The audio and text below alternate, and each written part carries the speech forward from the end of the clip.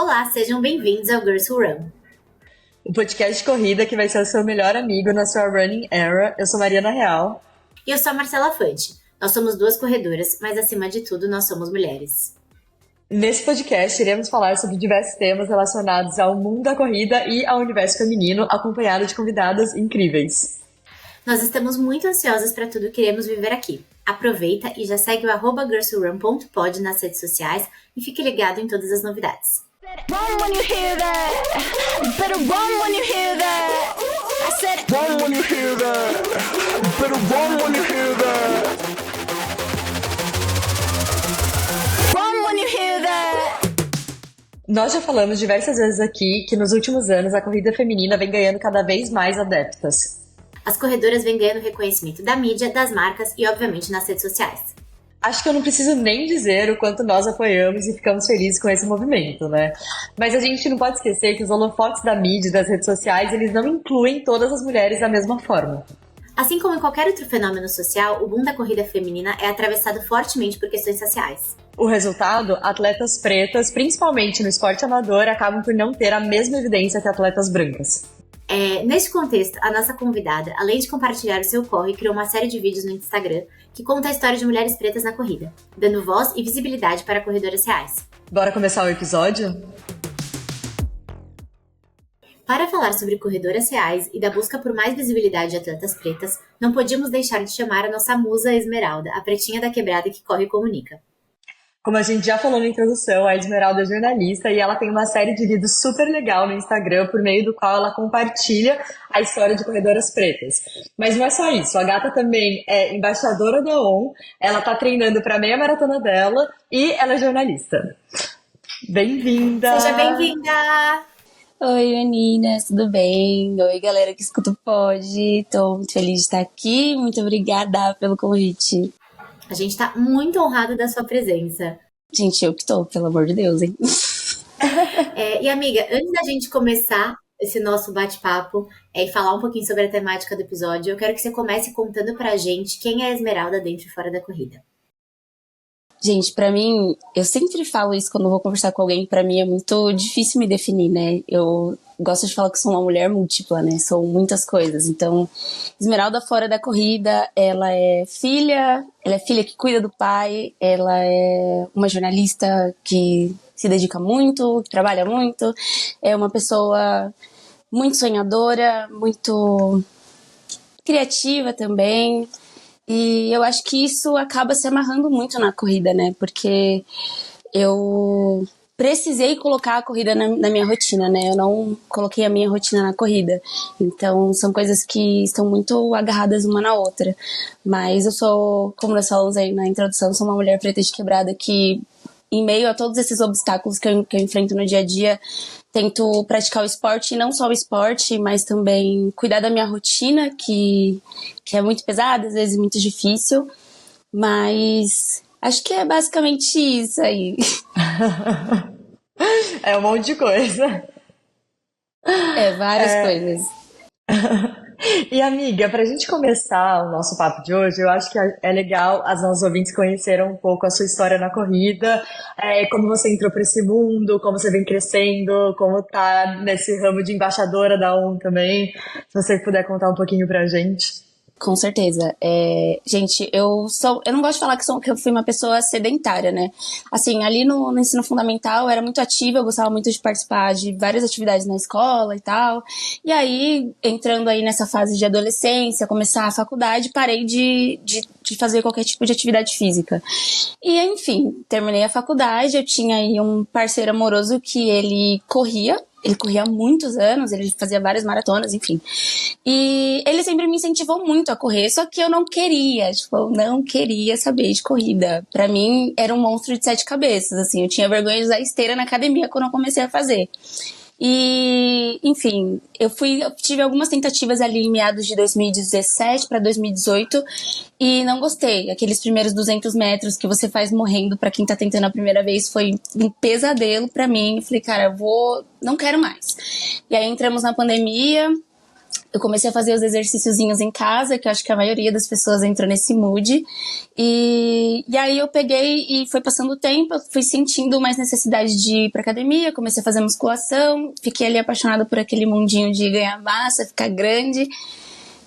E aí eu ainda tava com esse meu parceiro, e ele sempre falava sobre corrida, né? E eu falei, pô, vamos ver o que tá acontecendo aí na vida dessa pessoa e dessas pessoas, né? E aí, nesse meio tempo, ali em 2019, eu perdi minha mãe.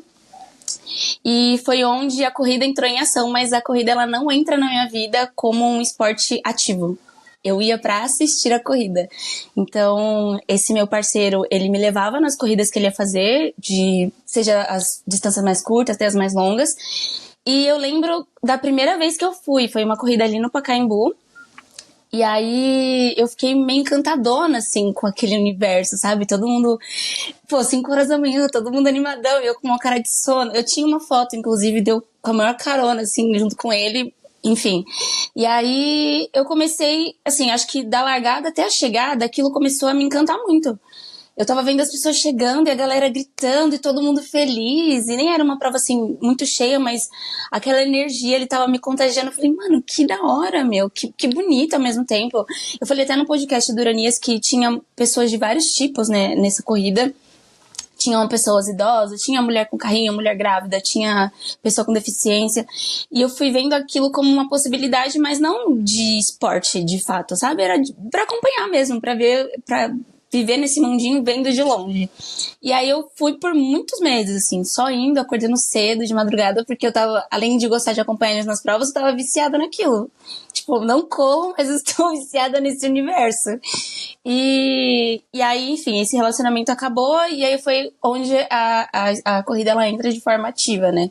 Eu tava lidando com o luto da minha mãe, então a corrida, ela tava agindo nesse lugar de me tirar de dentro de casa, porque em meio a esse luto, eu perdi 9 quilos, eu fiquei muito doente depois que minha mãe faleceu. Então a corrida era esse espaço de, vamos sair pra você assistir uma corrida? Vamos dar uma volta? Vamos fazer alguma coisa? E aí, quando esse relacionamento acaba, eu começo a correr, que foi quando eu fiz a minha primeira prova da Tricolor Run.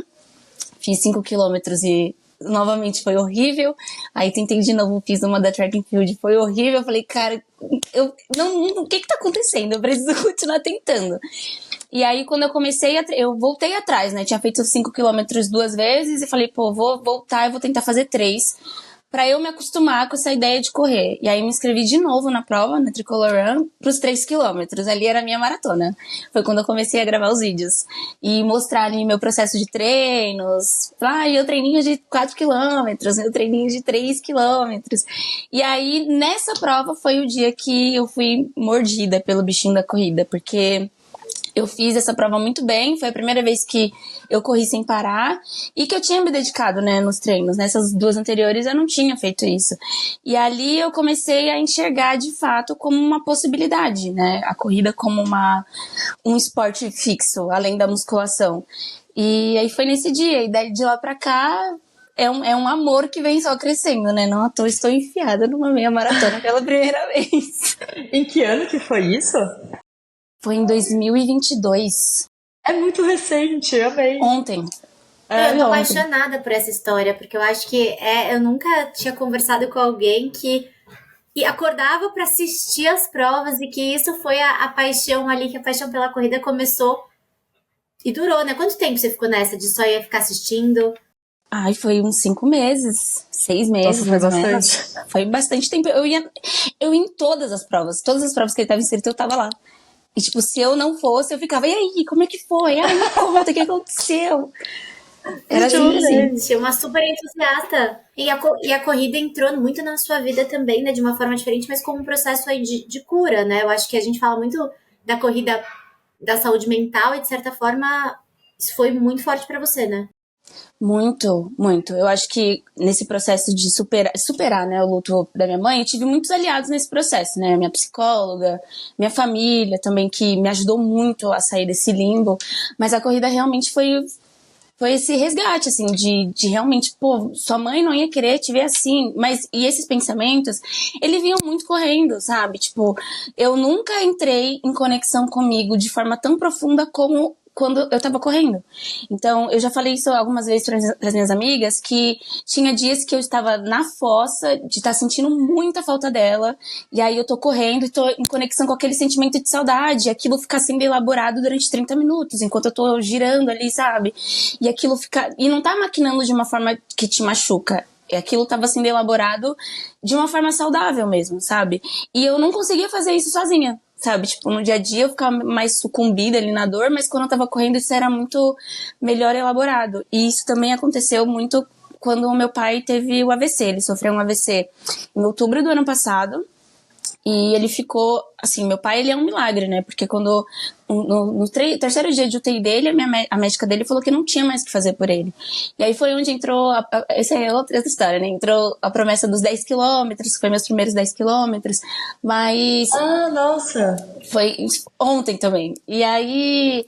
Ele foi melhorando, só que nesse tempo que ele tava internado, eu não corria, porque eu ia o dia inteiro pro hospital, né? Ficava sempre indo pra lá. E quando ele sai do hospital e a gente consegue aí uma cuidadora pra ficar com ele, foi quando eu tive meu primeiro treino depois que ele saiu.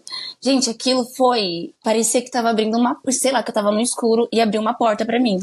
Porque foi, assim, o melhor treino da minha vida, foi o melhor momento ali da corrida, até aquele momento.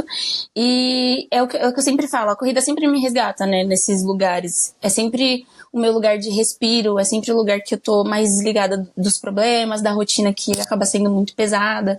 Então, além de me ajudar muito com esse processo do luto, de ter perdido a minha mãe, e não só de forma ativa, mas de forma mais... sem praticar, ela veio também como esse resgate depois do pós-acidente do meu pai. Cara, é muito louco, né? O quanto que o esporte, de fato, essa sensação de correr, ela cura muitas feridas emocionais, né? E acho que, óbvio, sinto muito pela sua situação, né? Tudo que você passou. E acho que tenho uma amiga recente que ela perdeu o pai faz umas 2 semanas e ela tá correndo muito e muitas pessoas questionaram ela de, nossa, mas né, você tá indo treinar? E ela falou, gente, é o que eu mais preciso agora, né? Então eu acho que ela até sofreu até comentários até um pouco do tipo, porque as pessoas acham muito, tem regra, né, de como vivenciar um luto, e ela, no dia seguinte, 2 dias depois, ela tava indo correr, ela falou, gente, isso aqui é o que eu mais preciso agora, porque me faz tão bem, eu consigo, ela até falou bastante sobre quanto ela elabora, ela fica escutando samba, que remete muito ao pai dela, então tá sendo um processo, e ela tá compartilhando um pouquinho disso, foi super recente agora, e ela tem falado muito sobre isso, do quanto que esse momento que ela tá correndo, fazendo esporte, tem sido essencial para que ela consiga estar passando por esse momento tão delicado agora na vida dela e se mantendo de pé, né? Acho que respeitando os momentos que ela quer ficar mais introspectiva, mas que tá, de fato, fazendo com que ela consiga ali passar por isso de uma forma, talvez, um pouco mais acolhedora com ela mesma, né? Então, acho que a corrida, de fato, ela tem um pouco disso. Acho que vários esportes, né? Mas a gente somos todas corredoras aqui. E acho que não só quando a gente passa por um luto, mas acho que é importante falar sobre isso. Ontem mesmo foi um dia que eu tava muito estressada. Eu tenho vindo de umas semanas ali bem complicadas de trabalho, etc. Eu não queria correr de jeito nenhum, mas eu fui. E, gente, assim, é muito louco. Ainda bem, né? Não. Ainda bem. Eu chorei no carro indo, assim, do tipo... Sabe quando você fala... Talvez foi, gente, é agora que eu mais preciso. É nesse momento que eu preciso fazer isso por mim pra ver se virou a chave. E eu voltei outra pessoa.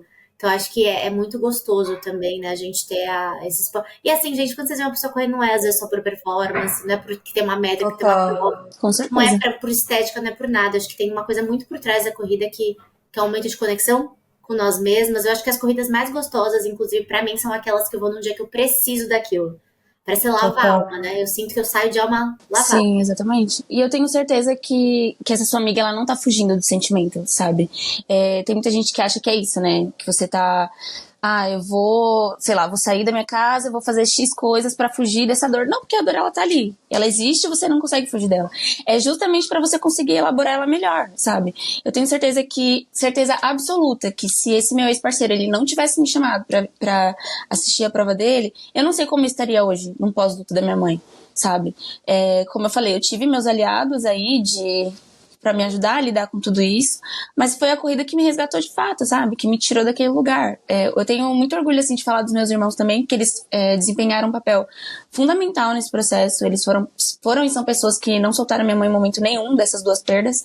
E hoje o meu irmão, ele olha pra trás e ele mesmo fala, né? Tipo, quem você era quando a mãe faleceu e quem você é hoje não é mais a mesma pessoa. E é muito doido ver você fazendo tudo isso, porque você não saía da cama, sabe? Então, de fato, foi... A corrida olhou pra minha cara e falou, filha, vamos embora, sai daí. Nossa, e você falando isso agora, no começo do ano eu perdi meu avô também, foi uma situação, tipo, bem complicada, acho que eu nunca tinha perdido alguém tão próximo. E no primeiro treino que eu fui fazer, eu ficava pensando, tipo, nossa, será que eu vou conseguir treinar? E é exatamente isso que você falou, tipo, parece que ajuda muito a elaborar aqueles pensamentos que estão um turbilhão na sua cabeça, parece que eles dão uma dissipada e você consegue olhar, às vezes com mais clareza, ou até se acalmar.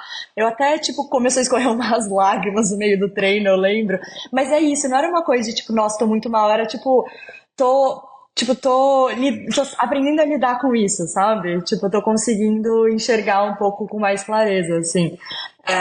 Então, acho que é isso que a Má falou, tipo, quando a gente tá na corrida, às vezes parece que as pessoas estão correndo só por performance, mas tem todo tipo de gente, né, que tá correndo por diversos outros motivos e aprender a lidar com a dor pode ser um deles também. Com certeza. E, gente, cada um tem a sua história, sabe?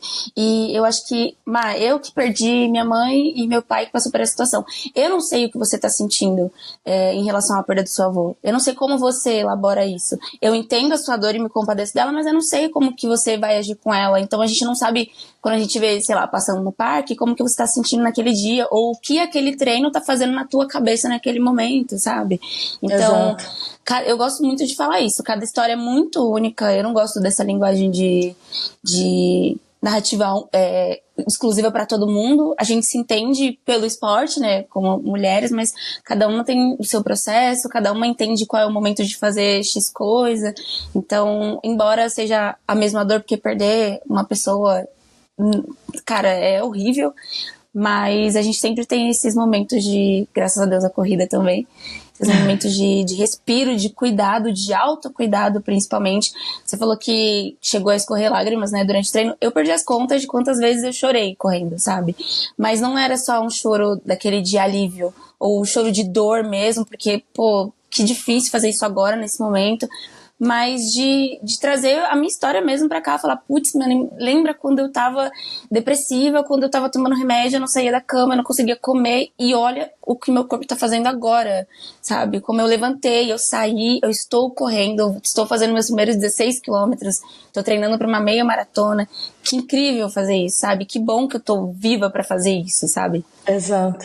E conta um pouquinho mais pra gente dessa escolha pra fazer a meia maratona.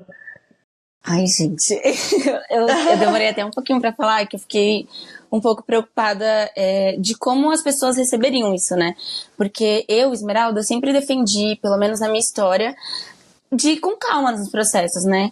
E aí, depois que eu fiz os 10 quilômetros no Rio, antes eu e meu treinador, a gente tava fazendo alguns testes pra meia, pra entender se eu conseguia mesmo, porque teve a inflamação no calcanhar. Mas, e aí eu entendia que esse meu discurso, pra mim, ele tava funcionando mais como uma fuga daquilo, sabe? Pra não aumentar a distância. Pra me segurar ali nos 10, porque eu sempre falei, né, desde que eu alcancei os 10 quilômetros, que eu tenho muito respeito pelas longas distâncias, e eu realmente tenho muito. Mas é um respeito que se mistura com medo. Eu tinha muito receio de começar a aumentar, de não conseguir, de repente lesionar, enfim. E aí eu tive esse treino de 12 quilômetros, que foi ali no finalzinho de junho, também ontem, e aí cheguei em casa, meu treinador me ligou. Ele falou assim, se inscreve na SPCity. Minha filha, o telefone quase caindo. O quê?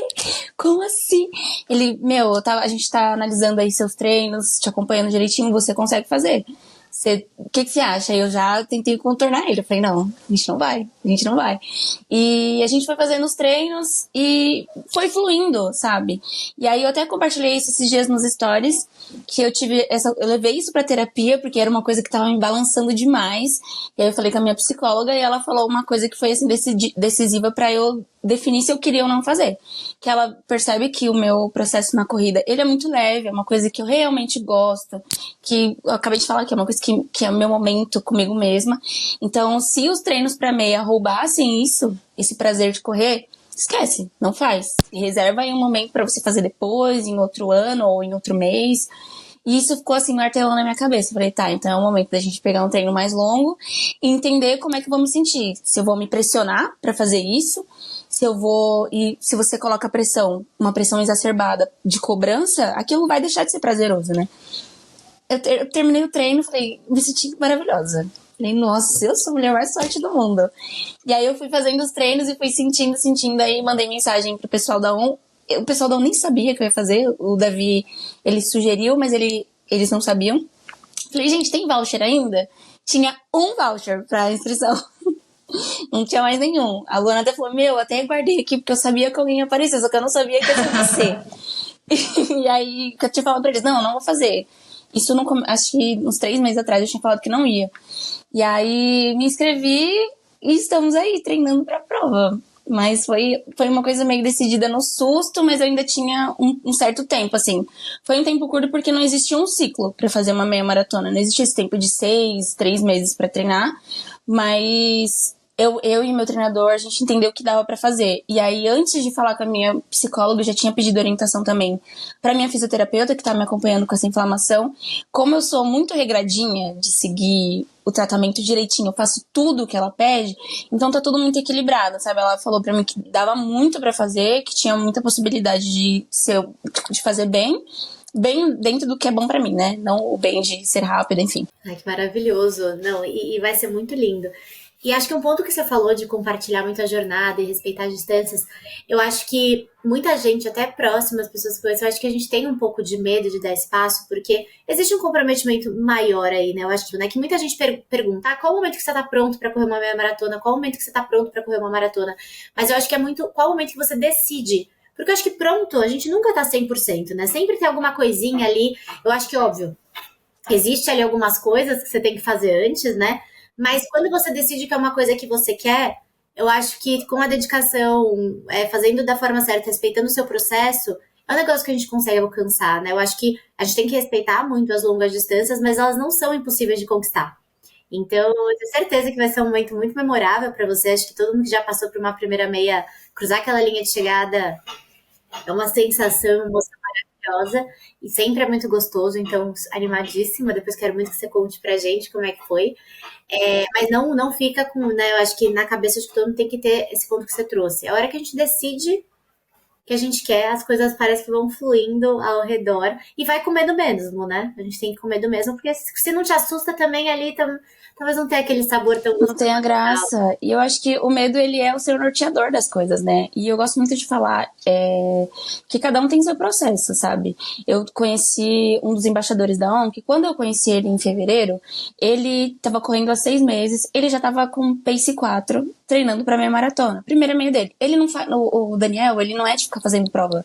Eu não vejo o Daniel em prova, eu vejo o Daniel treinando demais. E ele já vai fazer a meia maratona dele. Então, eu acho que talvez não seja sobre tempo, é sobre como o seu corpo, ele tá respondendo para aquilo, que foi o que o Davi tava fazendo comigo, entendendo como que o meu corpo tava respondendo. Ele sempre pedia feedback para saber se tava com dor, se eu tava com desconforto, porque essa inflamação que eu tive, o pós-treino é muito dolorido, né? Então, ele sempre pedia esses feedbacks para entender como que eu tava respondendo, e se o meu treinador, ele sentisse que eu não ia fazer, eu não ia arriscar, sabe? Eu não ia inventar gracinha, não, sabe? Tem uma coisa que eu respeito muito, além de respeitar muito os meus limites na corrida, é respeitar muito o meu corpo. Se eu sentir um desconforto, ressonância. Eu senti, mano, a dor de dedão do pé. Também. Eu corro pro médico. Eu falei, eu não vou ficar brincando com essas coisas, sabe? Porque eu não sei, eu posso ser pegando um susto nessa prova, sabe? Tipo, vou lá e lesiono o joelho, lesiono de novo o calcanhar, sabe? Então, eu não quero correr riscos, mas eu gosto muito de pensar nisso. Tem gente que faz meia maratona, demora muito tempo pra fazer. Tipo, a Ana demorou 3 anos. Meu veio em 1 ano e meio, aí, mais ou menos. Mas esse é o meu processo, sabe? Esse é como o meu corpo tem respondido e sobre como isso faz parte da minha trajetória. Isso não quer dizer que eu esteja influenciando pessoas que estão começando a correr a se jogar numa meia maratona, porque são casos e casos, sabe? Mas cada trajetória é única. Exato, eu acho legal trazer isso, porque acho que é exatamente isso, assim, da mesma forma que é importante respeitar, tá tudo bem se às vezes acontece de ser mais rápido, né? Não quer dizer, assim, Acho que a corrida é sobre não ter que ser nada, né? Não tem que ser em 1 ano e meio, não tem que ser só em 3 anos, mas também não precisa ser em 6 meses, assim, dá para dar o tempo que cada corpo precisa. E acho que isso vem também muito, por exemplo, do seu histórico de esportes, né? Então você já era da musculação, talvez seu corpo tenha essa memória muscular, né? Essa estrutura que já está mais preparada. Às vezes uma pessoa que não praticava esporte não consegue fazer nesse tempo, tá tudo bem, né? Acho que é muito legal o que você traz disso, de tipo, corredores reais que respeitam também os seus processos, né? Exatamente. E eu trouxe essa história do Dani porque na época eu corri um pouco mais de tempo que ele, só que o meu processo estava completamente diferente dele, sabe? Ele corria há menos tempo, já estava em busca de performance, já fazia tantos quilômetros, e eu tava ali quietinha treinando pros 10 ainda. E quando eu conheci ele, eu falei, meu Deus, como assim? 6 meses? Já faz isso? Eu já criei aquele pré-julgamento. E aí quando você entra no seu próprio processo, você fala, putz, problema dele, né? Agora eu tô lidando com o meu. E acho que um ponto que é importante... Não, e um ponto que é importante falar de tudo isso, e eu acho que a gente falou bastante em alguns episódios sobre a comparação. E acho que não só na corrida, na jornada com a corrida, mas na vida. Cada um tem o seu tempo e a sua jornada. Gente, eu acho que... E até eu escutei um podcast de uma amiga nossa, que até participou daqui, que é a Lu, do Be Happy Lu, que ela falou bastante sobre comparação também. Uma reflexão que veio através até de episódio nosso aqui, e de uma experiência dela com a corrida. É que a vida, a gente às vezes fica muito, o outro fez em tanto tempo, o outro fez em X tempo. Ai, nossa, tá errado fazer em menos de um ano, tá errado em fazer... Gente, cada um tem a sua jornada individual. Acho que se aquilo tá fazendo sentido pra pessoa, se a pessoa tá confiante de fazer aquilo, e se aquela pessoa foi mais rápido, por às vezes ter facilidade, ter histórico de esporte, ter talento, a gente não pode tirar e nunca isolar o fator que tem gente que tem talento, às vezes se descobre dentro de um esporte, e tem pessoas que vão seguir uma outra jornada. É não invalidar a sua própria jornada, se sentir inferior porque alguém tá indo mais rápido que você, mas ao mesmo tempo não ficar colocando regras invisíveis de algo que você tem capacidade de fazer, talvez em um tempo menor que o esperado, menor que os outros. Então, é muito sempre sobre a gente olhar, respeitar a nossa jornada, respeitar o nosso corpo, não tentar forçar nenhum processo, mas também não ficar se sentindo culpado de estar seguindo ali mais rápido que os demais. Isso pra tudo, pra carreira, pra, sei lá, vida, né, construção de vida. A amiga que casou aos 25 já tá com 2 filhos, e a amiga que tá com 35. Então, assim, cada um tem o seu tempo, né, pra tudo. Então, acho que é isso que a gente tem que aprender a olhar pro nosso e focar na nossa jornada, né?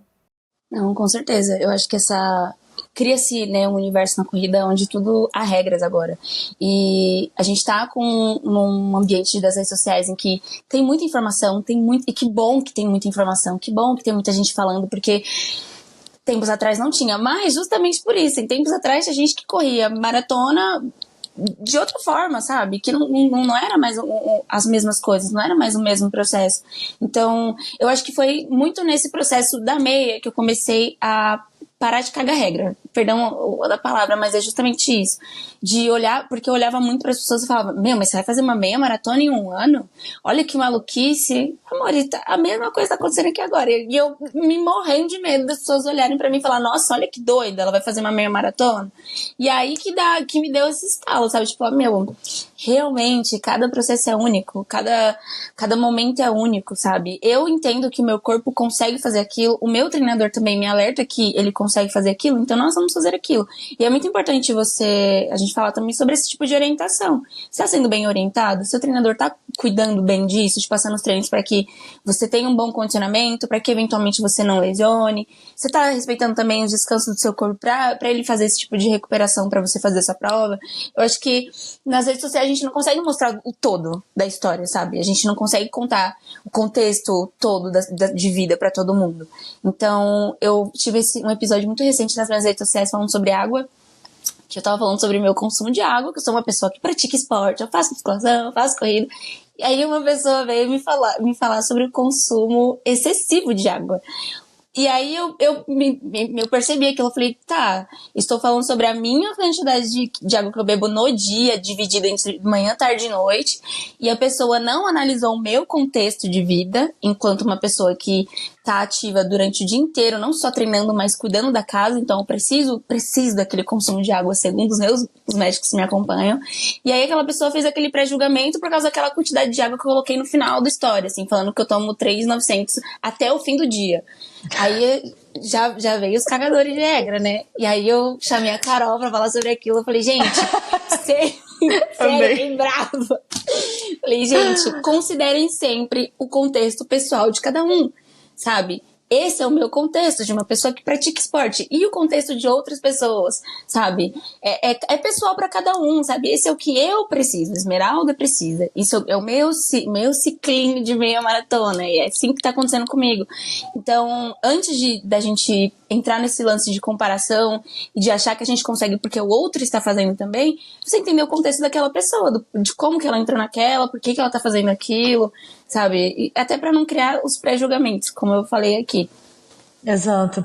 E, amiga, uma coisa que eu ia perguntar, até agora entrando num ponto que eu já queria puxar com você, é que você estava falando sobre essa história aí que deu no seu Instagram. Mas além disso, eu queria que você agora contasse um pouquinho sobre os corredores reais, essa série de histórias que você conta também, sobre algumas corredoras pretas, que eu acho super interessante, e assim, toda vez que sai um episódio novo eu vou lá ver. E aí eu queria saber primeiro, assim, como surgiu a ideia, por que do Corredores Reais e como que tá essa série? Atualmente a série tá um pouquinho parada, porque, gente, eu fico xoxa muito rápido com redes sociais. Tipo, eu começo a produzir e depois eu dou uma desmaiada, mas vai voltar. Assim, na época da faculdade eu sempre gostei muito de contar história. Então eu sempre pesquisei muitas coisas, né? Antes de pensar em começar a produzir conteúdo, eu postava nos stories histórias interessantes de pessoas pretas no geral, assim. E ficava postando ali, mas porque eu achava legal. E aí, nesse processo, eu tive um blog onde eu entrevistava músicos independentes de quebrada, sabe? Que trabalhavam com rap. Então eu entrevistava essas pessoas e sempre tive esse contexto de gostar de contar história. E aí veio a corrida pra minha vida, e aí veio a ideia dos Corredores Reais, de me intitular como corredora real por causa do meu contexto, né? Porque eu moro numa quebrada, bem no meio de uma comunidade, e eu tenho esse limitador de mobilidade, que eu preciso pegar um ônibus pra ir no parque, não dá pra eu pegar meu celularzinho e ficar correndo pela minha quebrada, porque eu vou ser assaltada. Então eu queria trazer esse contexto. E aí, quando eu tive a ideia, eu já tava com essa ideia de começar a contar a história de atletas e corredoras no meu Instagram, mas aí eu ainda tava muito relutante. Tipo, não vai, as pessoas não vão achar interessante, não sei o quê. E aí, um belo dia eu pensei, se eu não fizer, alguém vai fazer na minha frente. E aí eu uni essas duas ideias, né? Gosto de contar histórias e me institulo como corredora real, então o nome do quadro vai ser Corredores Reais. E aí foi quando eu falei sobre a FloJo, que é uma corredora que trazia moda, né, no contexto dela ali de atleta, que era uma coisa muito revolucionária pra época. E vim trazendo essas histórias agora, né, de contar. E eu gosto muito de falar sobre isso também, porque é muito importante a gente fazer esse resgate da nossa história, porque de contexto do Brasil e mundo, as pessoas pretas têm seu histórico apagado, sabe? E propositalmente apagado. Uma história recente que eu compartilhei agora foi da atleta que era apagada, a história dela teve uma tentativa de apagamento pela própria ditadura. Então, que é importante trazer isso à luz, sabe? Que é importante a gente lembrar de quem a gente é, quem a gente foi, de onde a gente tá vindo pra saber pra onde a gente tá indo, né? Então, a ideia dos Corredores Reais é essa, né?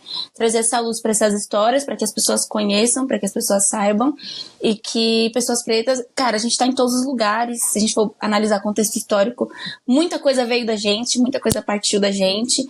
Então, eu acho que tenho certeza absoluta que é uma forma de nos empoderar também, né? Mostrar que antes da gente teve pessoas muito grandes e muito foda no esporte, na corrida, em tantos outros contextos. E até hoje, né, na verdade, pessoas pretas detêm os maiores recordes, né? Então, são os ganhadores das maiores provas, das maiores maratonas. Então, hoje, de certa forma, é algo aí que vem muito forte, que talvez dentro dos pódios ali das maiores provas vocês estão presentes, mas talvez ali no dia a dia, em corridas até aqui, não tem a mesma presença do que a gente encontra em grandes competições, né? Eu acho que é muito importante você trazer, até para inspirar. Eu acho que acaba sendo uma série que a gente acompanha e gosta muito. Eu acho que também muita gente se identifica. Acho que a gente falou muito disso no episódio da Bá e da Gabi, né? Da gente sempre ter pessoas como inspiração que a gente se identifica no geral para se sentir mais próximo e poder ali, de certa forma, inspirar. Então, acho que é muito bacana. Com certeza. Uma coisa que aí, enquanto a gente estava falando, eu queria muito voltar num ponto que... Como é que surgiu aí? Acho que você começou a compartilhar muito a sua rotina com a corrida nas redes. E hoje você é parceira e embaixadora da ON. né? Eu acho que é muito legal quando a gente vê uma marca formando, eu acho que a ON, ela forma muito um time diverso, né? Eu acho que isso é super importante. Tem outras marcas que, infelizmente, não fazem esse mesmo trabalho. Eu acho que a ON tem essa gama de embaixadores bem diversa, e você hoje é uma embaixadora da ON, então eu queria saber um pouco como é que surgiu essa parceria. Conta um pouquinho pra gente dessa história, como é que foi a conexão, em que momento que eles entraram na sua vida. Gente, essa história, na verdade, ela é bem engraçada, a forma como se deu, porque tudo aqui é muito engraçado. Ela não veio pela presença nas redes ou pelas coisas no TikTok. Eu contei essa história, mas enfim, adoro falar ela todas as vezes. Teve um influenciador X que fez um vídeo falando, pra contextualizar, né? Ele é uma pessoa branca e bem magra, então é uma pessoa que corre rápido, né? Enfim. E aí ele fez um vídeo falando o que ele faria se ele fosse uma pessoa acima do peso e quisesse começar a correr. E ele falou muita asneira no vídeo, porque ele tava falando que o que ele faria, né? Que ele emagreceria pra começar a correr. Primeiro que não faz sentido, então, porque se uma pessoa gorda ou acima do peso quiser ir pra academia, ela tem que emagrecer dentro de casa pra começar a fazer aquilo, sendo que no processo isso, se for da vontade da pessoa, isso vai acontecer. E aí, gente, eu fico furiosa quando eu vejo essas coisas. Eu perco a linha de verdade. E aí eu comentei no post dele, falando que aquilo estava errado, que não sei o quê, que isso é um discurso elitista pra caramba e que afasta as pessoas da corrida, que já é um ambiente elitista também.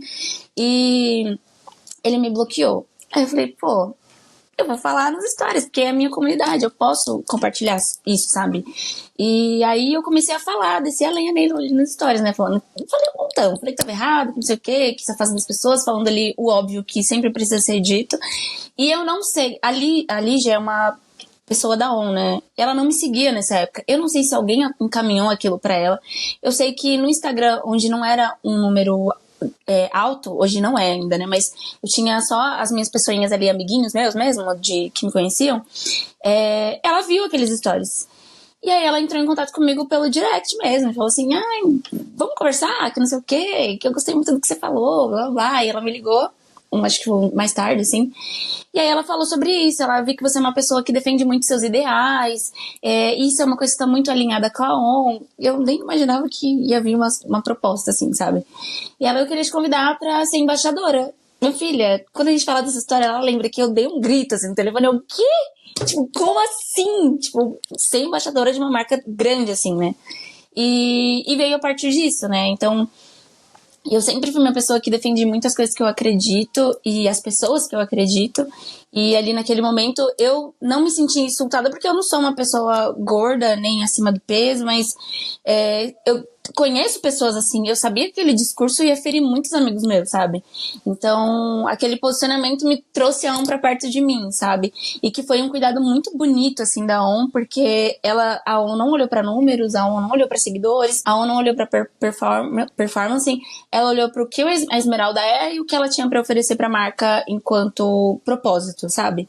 E aí foi onde nasceu essa parceria lindíssima que eu sou apaixonada e foi assim. Nossa, eu não fazia ideia. Que inusitado, assim, tipo, a marca. Inusitado no sentido de que, assim, não foi que você ativamente foi atrás, né? Ou, assim, já tinha uma pessoa ali te observando, mas super legal, porque acho que a partir daí você vê que os valores da marca realmente são esses, né? Porque te procuraram justamente pelo seu posicionamento, assim, não necessariamente por números. Exatamente, a gente sabe que esse é um movimento natural das marcas. As marcas vão buscar quem tem mais números, quem tem mais seguidores. Não à toa, eu tenho só um no meu lado. Eu não tenho mais nenhuma marca, sei lá, de suplemento, de nada. Eu tenho a ON e ponto, acabou. Porque é esse movimento que as marcas fazem. Eles querem influenciadores com bastante seguidores, né? E aí a ON, ela vem com essa proposta. Se a gente for analisar outros embaixadores, tem muitos embaixadores que também estão no mesmo lugar, assim, que eu, que tem poucos seguidores. Tem, sei lá, embaixador que é dentista, que, sabe, é uma galera, tipo, vida real mesmo, sabe? A ON tem os próprios atletas dela, obviamente, mas tem aí os embaixadores que são pessoas que pra conectar com pessoas, de fato, sabe? E o que é muito legal, porque muita gente que eu conheço, do meu convívio, do meu dia a dia, não conhecia a marca e passou a conhecer a marca através de mim. Então já é um movimento que a marca quer, sabe? Que quer se conectar com comunidades, quer falar com comunidades. Como que você fala com comunidades? Com pessoas que são reais, sabe? Com pessoas que estão, de fato, conectadas com o dia a dia de outras. Queria falar um pouco sobre isso, né? De como é que você sente essa questão das marcas, o investimento e a falta de representatividade de atletas e mulheres pretas, né, nessas parcerias de muitas marcas, que a gente sabe que tá vindo muito forte uma onda da corrida, muita gente sendo influenciadora nesse meio, e muitas marcas também patrocinando e entrando muito em contato, mas a gente sente falta um pouco de representatividade, a gente falou bastante disso com a Bay e com a Gabi, mas eu acho que é muito legal isso que a ON traz, porque quando muitas vezes você vai ver algumas marcas, você vê um time de embaixadoras da marca extremamente padronizado, pessoas totalmente parecidas, né, inclusive de jeito, de biotipo, de estilo, até mesmo estilo de vida, muitas vezes de uma classe social também mais avançada e que ali ganham, já teriam um poder aquisitivo de comprar muita coisa, mas que ganham também muita coisa. E quando você é uma corredora real, uma mulher real, que tá ali, né, acho que é muito legal que você trouxe que ontem, pessoas com outros trabalhos, que são corredores e que estão ali, né, vivendo outras coisas, você acaba se conectando ou até mesmo não, olhando aquilo, mas não se conectando 100% porque não é uma realidade para você. Então, eu achei muito legal, né, essa composição de time que eles fizeram, porque eles pegaram pessoas de fato que estão ali praticando esporte e que se conectam ao propósito. O que você sente um pouco desse mercado? Até mesmo agora que você está como embaixadora da ON, você comentou que você não tem ou muitas outras marcas, né, dentro de parcerias com você. Como é que, entrando nesse meio, você tem observado? Gente, isso daí é discussão, nossa, que eu tenho o tempo inteiro, assim, com as pessoas de trocas mesmo, sabe?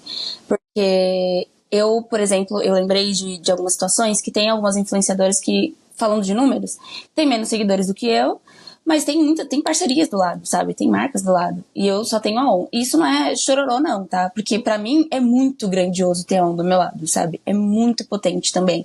Mas não muda o fato de que foi a única marca que melhorou. E isso é sintomático, né? Porque a gente tem tantas marcas grandes que estão fazendo tantos trabalhos, que são trabalhos incríveis e grandes, mas que não olham pro todo, sabe?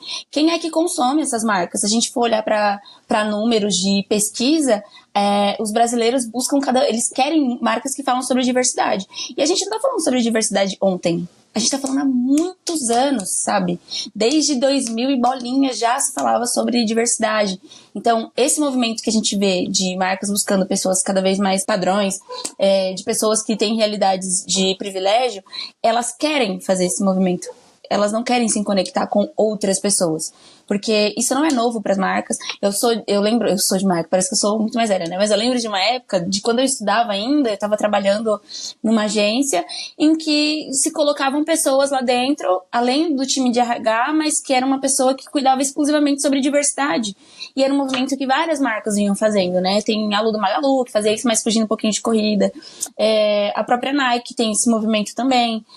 Se você for olhar o time ali de pessoas que correm da Nike, é um time muito diverso, e a Nike também vem com esse trabalho de fomentar a comunidade preta também. Mas se a gente for falar de outras marcas, que é melhor nem citar, a gente vê que tá indo para trás, e tá caminhando para trás propositalmente, sabe? Porque você poderia lançar uma campanha de um tênis que é relativamente barato, que é um tênis para iniciante, colocar pessoas que são de fato iniciantes ali, sabe? Ou pessoas com corpos diferentes ali.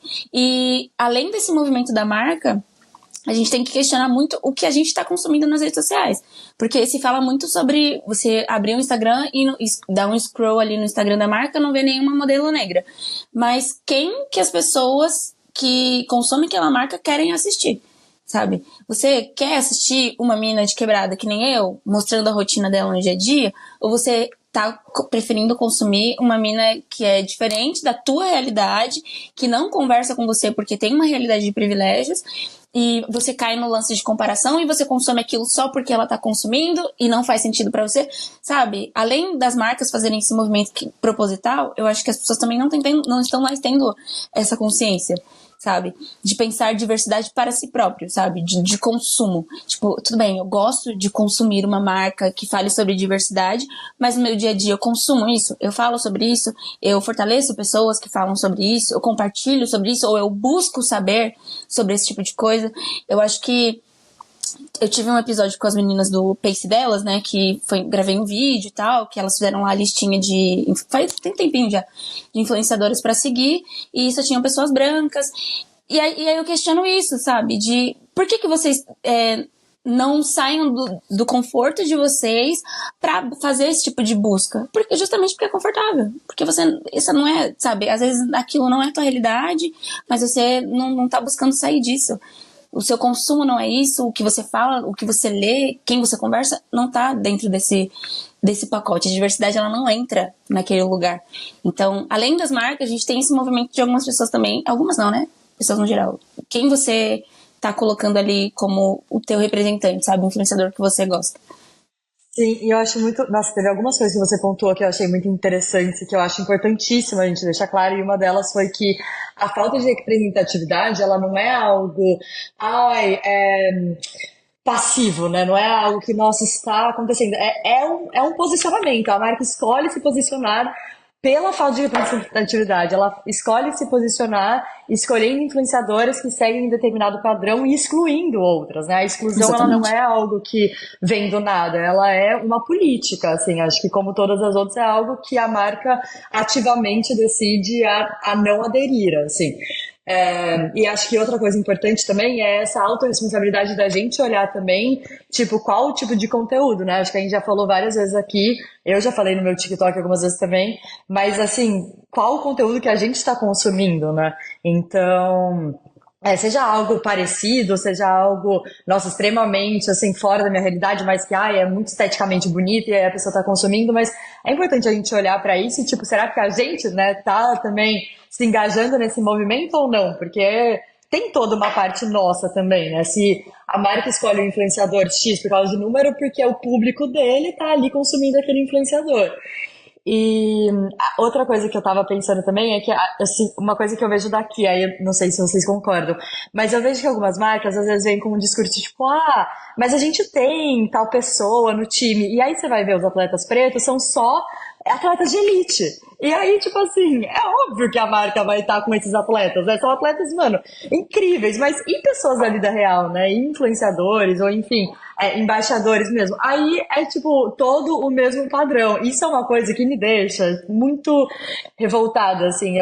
Recentemente que a gente tá mais perto desse mundo de influência, eu sempre busco olhar, tipo, qual que é o time de influenciador de uma marca, ou quando a marca vai fazer uma campanha, qual a diversidade que ela coloca naquela campanha. Porque se é todo mundo da mesmo jeito, é uma coisa que me incomoda muito, assim, me gera muito incômodo.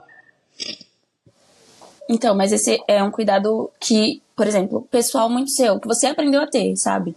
E que eu acho muito precioso isso também, Mari, porque você, do alto do teu privilégio, você poderia não fazer isso, como muita gente não faz. Só que você escolhe ter esse cuidado, sabe? Igual quando eu falo sobre a coleção do Esforçados, da Rafaela.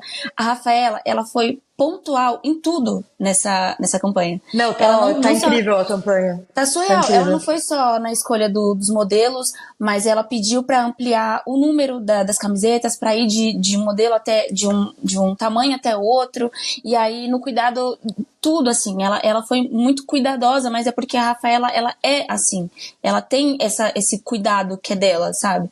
Então, o que é muito importante, porque as marcas não fazem isso. Eu vou até abrir uma coisa pra vocês aqui, enfim, que teve uma marca que eu acabei parando de consumir, que foi a Pink Chicks, porque teve alguns lançamentos.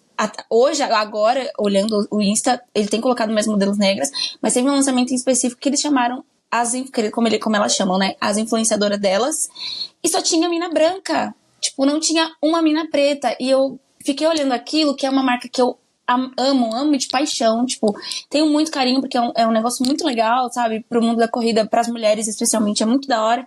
Só que eu que tô consumindo e tô levando isso pra outras pessoas de certa forma, eu que consumo a marca, que tinha cupom ali dentro, não tô me vendo naquilo, sabe? E não era nem sobre mim, sabe? Sobre eu estar ali. Mas eu falei, eu conheço a Débora Taylor, a Jussi Ramos, a Cienara, conheço uma par de mina preta que é influenciadora grande, que poderia estar aqui também, e elas não estão, sabe? E isso, tipo, me feriu muito por consumir aquela marca, sabe? Então era uma preocupação minha, eu até abri pras minhas amigas e elas ficaram ali relutantes, tipo, nossa, eu vou buscar outras alternativas de outros protetores solares pra procurar, sabe? Pra você ver como o posicionamento de uma marca pode sim não machucar da pessoa sofrer, mas machucar o consumo daquela pessoa não consumir mais o teu produto, sabe? Exato. E acho que eles ainda têm um posicionamento de fazer bases, né? Protetores que eles fizeram várias escalas de cor. E aí, como é que você ele faz uma ação e de fato você não tem uma diversidade nas pessoas que você tá chamando pro seu time. Uma das fotos que eu achei mais lindas recentemente foi a da Boca Rosa, quando ela fez o lançamento. A total diversidade da foto ali que ela construiu. Lindo, porque ela teve uma coleção de base muito diversa, acho que ela traz muito essa questão de para todas as peles, e quando você vê a foto, ela passa Foram 50 muito. tons, acho. Exato, 50 tons. Então, eu achei isso muito, de fato, uma preocupação, um cuidado, até mesmo na forma de se comunicar. Eu acho que isso é muito importante você trazer. E acho que quando a gente fala disso no geral, de todas as marcas, eu acho que eles deixam de incluir muitas pessoas. É uma coisa que eu comecei a postar conteúdo mais ou menos na mesma época que a Gabi, né? Que é uma mulher gorda. A gente conversava muito sobre isso. Por que algumas marcas, e eu reconheço totalmente o privilégio de estar dentro 100% de um padrão, de marcas vindo me chamar ali, de eu postar um conteúdo ou outro, e a Gabi não crescer na mesma velocidade. Então, por que as pessoas, sendo que o conteúdo dela, que eu acompanho desde o começo, é muito rico, eu amo consumir, né? Então, e até o crescimento, tá, nas redes sociais, eu acho que, assim, os seus conteúdos são maravilhosos. Por que você tem muito menos seguidor? Né? E por que meninas padrão, branca, etc., aquele padrão a menina posta 2 vídeos e, pá, 100 mil seguidores. O crescimento, inclusive, é muito maior quando a gente fala disso. Então, acho que isso tá muito no que as pessoas consomem, e as marcas vão reforçando isso quando elas vão pegando só as mesmas pessoas e reforçando mais essa bolha e mais. Então, acho que é um movimento que a gente tem que questionar. Eu gostei muito do ponto que a Mari trouxe, porque a gente que tá ali nesse meio é olhar muito que marca que tá chegando pra gente, quem são as pessoas que essa marca tá se vinculando, se isso tá dentro dos nossos valores. Eu acho que dentro do esporte a gente não tá falando... Até etarismo, tá? Eu acho que uma coisa que eu começo ali a olhar... Nossa!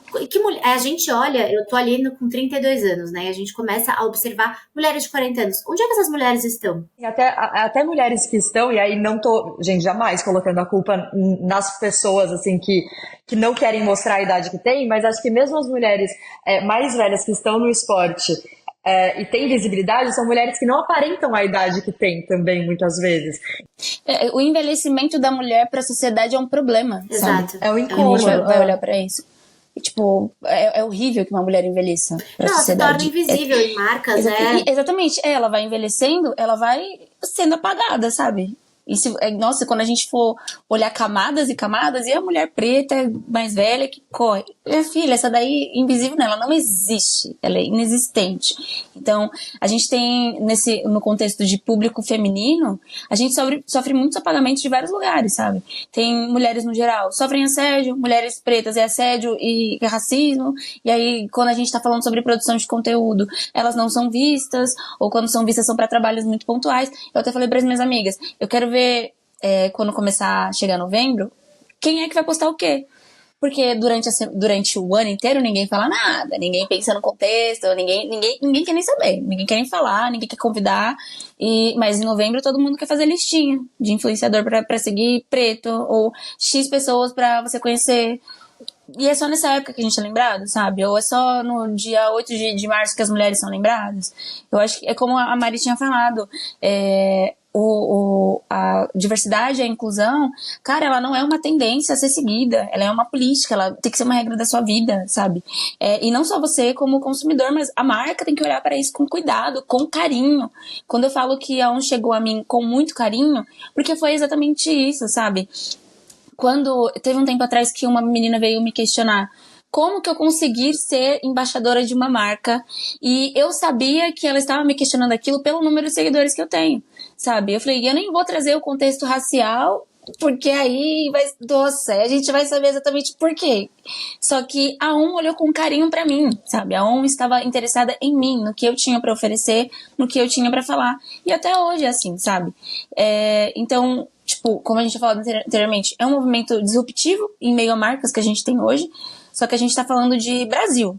Não adianta você olhar só pra pessoas brancas e padrão, porque o Brasil, ele não é isso. Quem consome a tua marca não é isso, sabe? E é assunto aí pra rodar, pra ficar a noite inteira falando.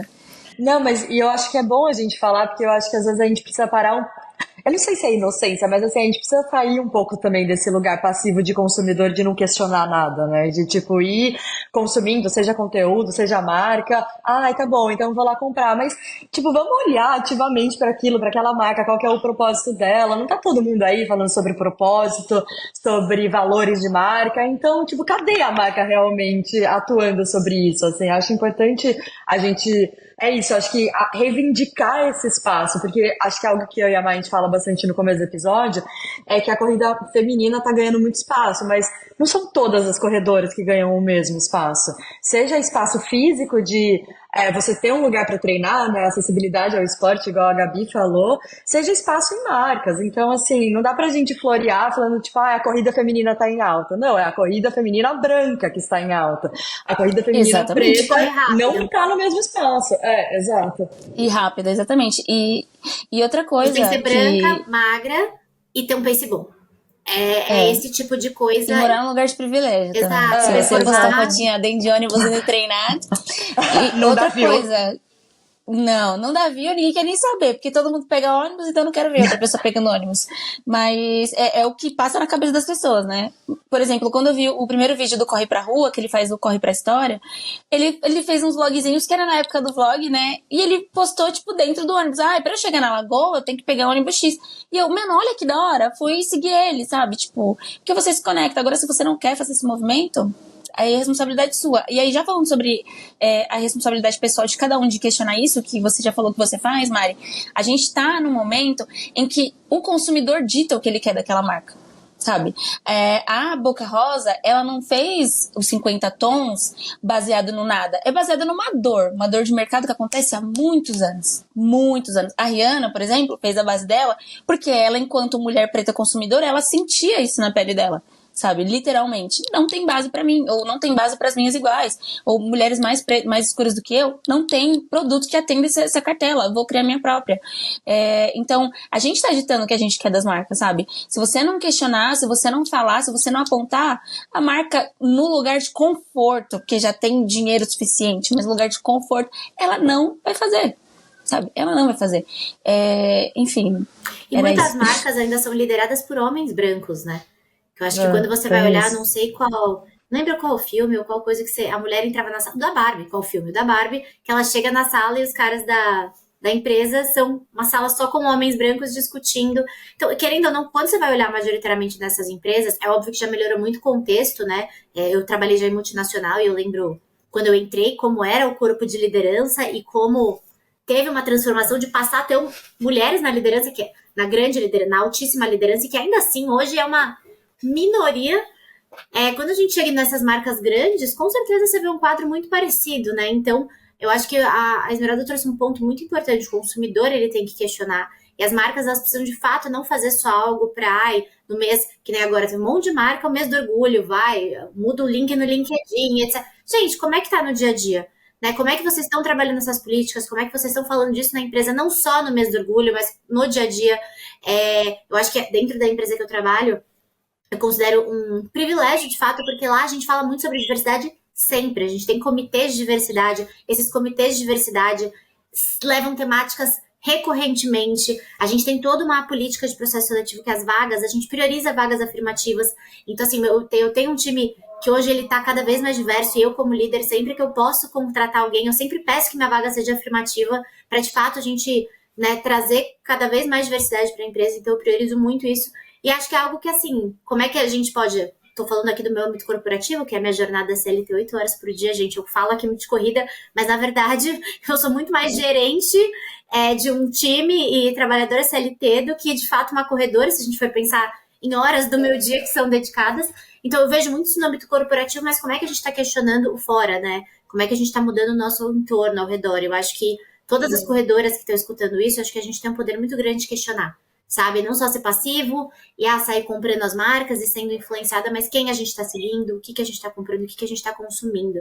Eu gosto muito do Bom Dia Óbvio, eu acho que tanto o Bom Dia Óbvio quanto o Noia, sou muito cadelinha dos dois e das donas desses respectivos podcasts, elas trazem uma diversidade gigante todo episódio em relação à gama das convidadas que elas têm. Acho que desde o começo. Então isso é muito legal, porque me abriu, inclusive, acho que dentro da bolha que eu vivo, graças a esses programas nos últimos anos, eu conheci muita mulher preta incrível, maravilhosa, que eu não seguia e que eu passei a ter mais contato, seguir. E acho que é isso que são empresas. Acho que a Marcela Ceribelli falou muito do que ela fala também internamente sobre a questão da diversidade, como ela conduz a empresa dela, que é um time também extremamente diverso. Então, acho que, mesmo ela sendo uma mulher branca, com seus privilégios, eu acho que é isso. Como é que você faz uma mudança ao entorno, né?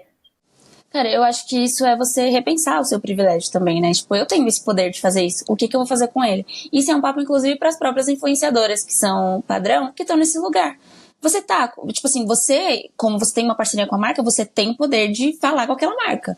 Se você tá vendo que aquela marca não tá tendo aquele posicionamento que você como consumidor espera, você pode falar pra ela, pô, tô sentindo falta de pessoa X aqui. Você pode puxar a tua amiga pra dentro daquela publicidade também. Você tem esse poder, porque a marca tá ali acreditando em você, sabe? Então, você não vai abrir mão do teu privilégio, porque isso, ninguém vai fazer isso.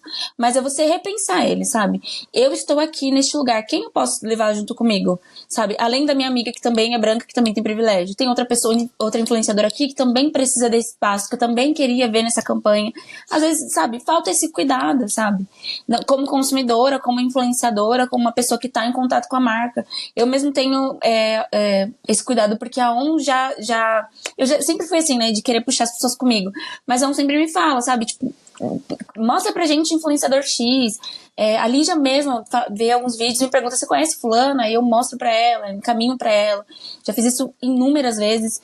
Então, isso é um cuidado. Se eu tô nesse lugar, eu tenho esse espaço, cara, se eu quero que isso mude, é o meu dever como pessoa que quer que isso mude e transformar a partir do privilégio que eu tenho. Exato. Tem até um episódio do Bom Dia Óbvio, agora eu esqueci exatamente qual que é o episódio, mas a convidada, ela tava falando exatamente isso. Ela é uma mulher preta e ela é muito do meio da moda. E aí ela tava falando que em toda meeting, assim, que ela é chamada, ou enfim, desfile, ela fala, tipo, eu vou ser a única mulher preta? Tipo, é pra eu ser a diversidade? Ou vão ter outras lá? Porque se for só eu não vou. Tipo, eu quero estar em outro espaço que tenham iguais a mim. Eu não quero estar, só eu de mulher preta no meio de uma sala cheia de gente branca. E não... Enfim, por outras questões, mas justamente é uma marca que realmente apoia a diversidade, ou ela tá escolhendo uma pessoa para dizer que apoia, sabe? Então eu acho realmente isso bastante importante. A gente tá cansada de ser as únicas no lugares. Tipo, teve o evento do Cloud Pulse. Gente, eu entrei, eu acho que foi uma das primeiras vezes, porque ainda teve outros eventos da ON que isso também aconteceu, mas que eu cheguei num lugar e eu me senti em casa, sabe? Tava a Mia, que é uma mulher preta e gorda, tinha uma mina trans lá dentro, tinha muita gente da comunidade LGBT também lá. Eu me senti à vontade naquele evento. E não foi uma coisa que eu chamei a atenção da ON e falei, Amore, tá faltando isso aqui. Eu cheguei e já estava. Eu cheguei e já tinha, sabe? Então, é isso. Falta esse cuidado das marcas, que é proposital, e falta esse cuidado de quem consome também. E de quem influencia também. Bom, gente, esse papo tá muito incrível. Eu acho que, assim, muito obrigada, Esmeralda. Acho que a gente trouxe algumas temáticas muito relevantes. E aí, pra gente finalizar, se você pudesse dar uma dica, um conselho ou até mesmo um incentivo para corredoras pretas que querem ocupar esse espaço, mas se sentem inseguras de alguma forma, qual seria? Meu conselho, o primeiro de tudo primeiro busque uma comunidade, uma pessoa que você confie, porque, por exemplo, eu tô acompanhando a minha amiga Esther, que tá começando a correr, e ela se sente muito melhor e muito mais segura quando a gente tá correndo juntas, e vá, sabe? Eu acho que a gente perde o medo e o receio das coisas quando a gente pisa, e a rua tá ali esperando a gente.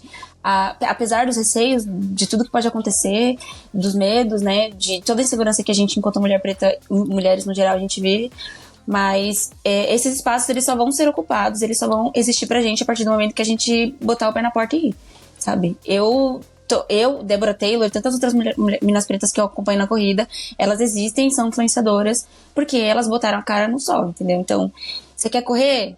Vamos pra rua.